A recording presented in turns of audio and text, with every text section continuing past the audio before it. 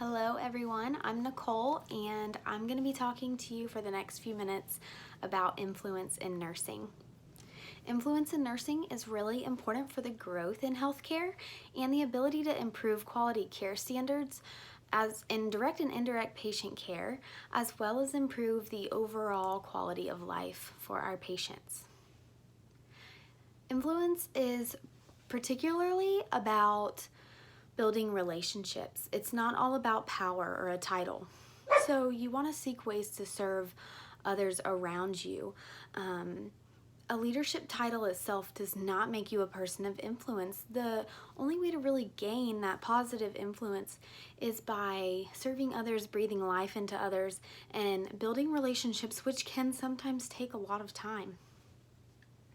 I read a quote in the American Nurse Today journal, and I thought it was really great. It said, "The sphere of influence involves one's ability to influence how others act and react by presenting a vision and strategy for that vision that others want to follow." So not just coming up with an idea and going forward with it all on your own, but really painting the vision to other people. Help them to see why you want to do what you're doing, and that way they're more likely to want to follow along with you. Part of influencing others positively also means leaders have to determine if the issues at hand are even within their sphere of influence. Often there are things that others have dealt with who have come before us who know more about them than we do. So really, as a leader and a person of influence, locking arms with those who might be better equipped to handle a issue at hand and having them help you come up with the best solution.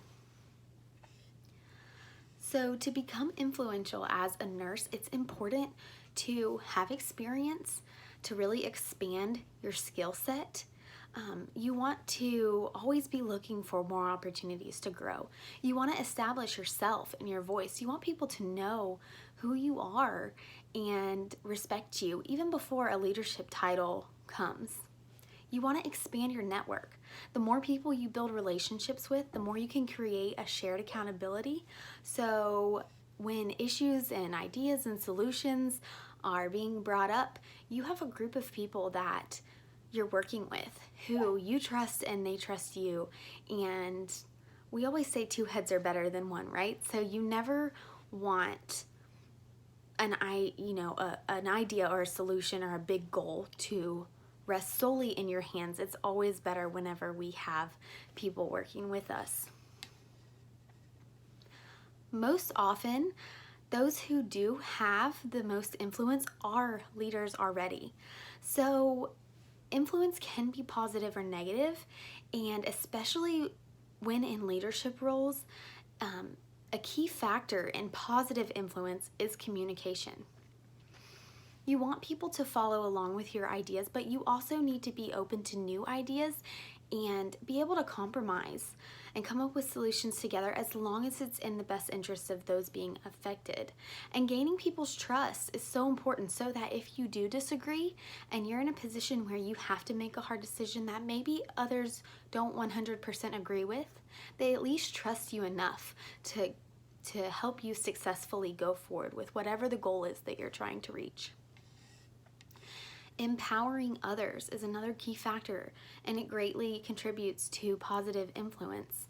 You want to really encourage others throughout your nursing career, whether you're in a leadership position or not. You want to make others feel like that they are important too and that their voice is heard. You want to lead by example. You don't just want to talk the talk, you really want to walk your talk.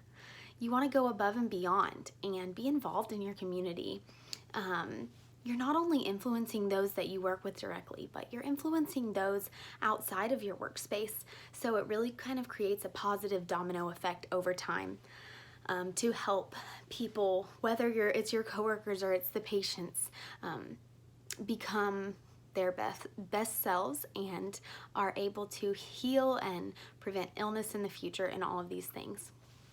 So positive influence is really just about making helping make others successful and being willing to take risks even if others don't always agree, or even if you don't succeed every time, but understanding that failure is not simply defeat, it's just another opportunity to rise up and become a better version of yourself and help others become a better version of themselves. Whether it's your coworkers, helping them be successful in promotions and overcoming hardships in the workplace, or your patients and their families, helping them become successful in their health journeys, overcoming illnesses, and finding ways and using and applying resources that will help them prevent future illness.